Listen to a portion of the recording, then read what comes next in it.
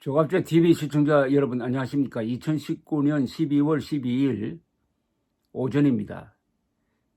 부장판사 출신이고 지금은 경북대학교 법학전문대학원 교수로 있는 이충상 씨가 지인들에게 보낸 편지에서 이 정경심 사건을 맡은 판사가 매우 불공평하게 재판을 진행하는데 무죄를 때리기로 작심한 것처럼 행동한다 하면서 그 배당 문제라든지 지금 공소장 변경을 검찰이 요구하는데 이것을 허가하지 않는 것에 대해서 조목조목 전문적인 반론을 제기를 했습니다.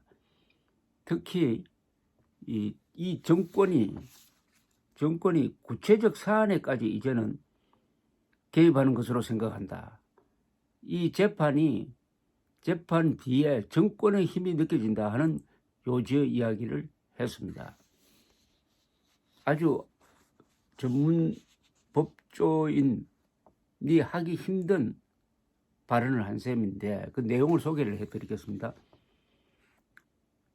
지금 검찰은 조국 전 법무장관 부인 정경심 씨의 사문서 위조 사건에 대해서 지금 공소장 변경을 해달라고 하는데 재판장이 이를 불허한다고 했습니다. 이렇게 되니까 재판장은 서울중앙지법 형사 2부 형사 25부입니다. 송인권으로 되어 있습니다. 재판장 이름이 송인권인데 이 사문서 위조는 유명한 동양대학교에서 총장 표창장을 위조한 사건을 말하는 것입니다. 이 맨 처음 기소했던 내용과 그 뒤에 수사를 해보니까 날짜라든지 이런 게 조금 달라졌습니다. 그래서 이걸 좀 바꾸자. 그런데 재판장은 못 바꾼다. 그렇게 하는 의도는 무죄를 때리기 위해서 기소장에 적시된 사실이 실제 사실과 다르다. 그럼 이거는 원인 무효다 해가지고 무죄를 때리려고 이렇게 한다라는 게 이충상 교수의 지적입니다. 심지어 검찰은 이 재판장에 대해서 기피 신청을 해야 될 것이다 하는 권유까지 하고 있습니다. 송인권 부장판사가 표창장 위조에 관한 검찰의 공소장 변경 신청을 불허했는데 이는 중대한 위법이다.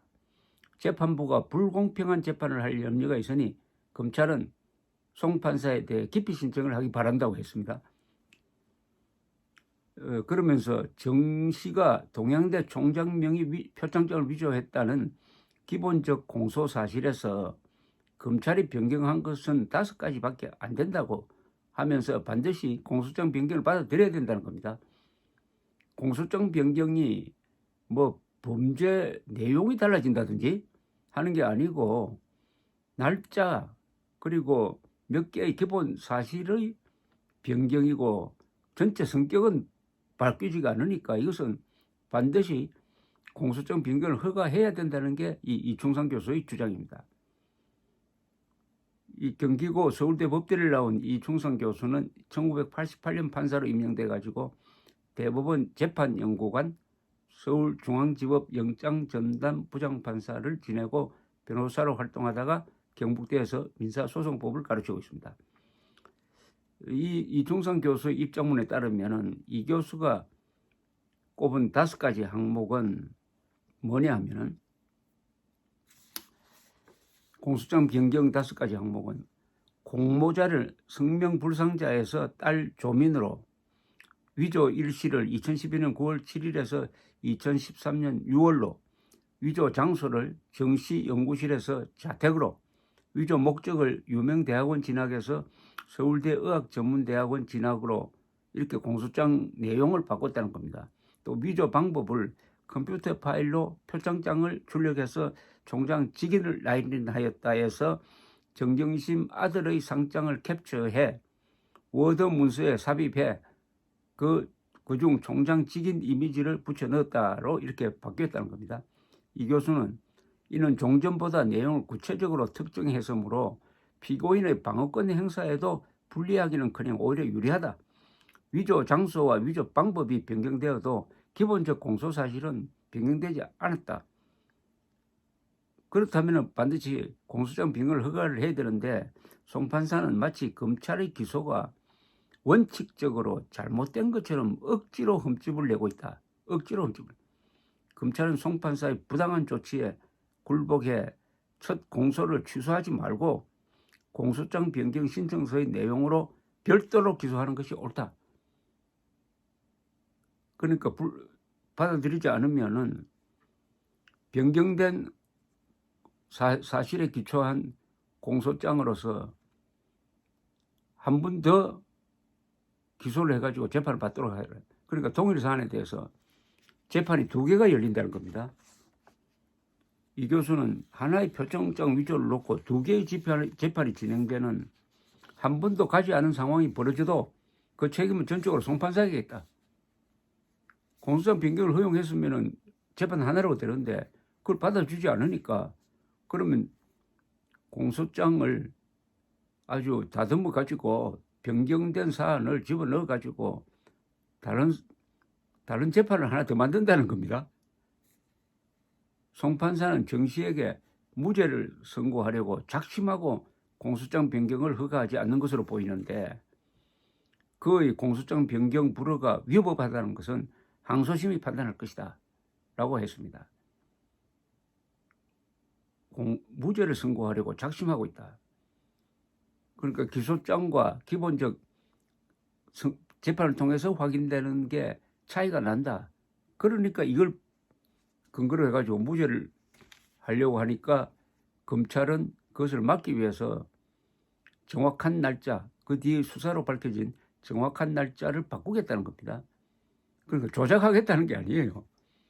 사실에 더 충실한 방향으로 공소장을 변경하려고 하는데 허가를 하지 않는다. 이거는 이충성 부장판사 출신이 보기에는 예단을 가지고 즉 무죄를 때리려고 하고 있다.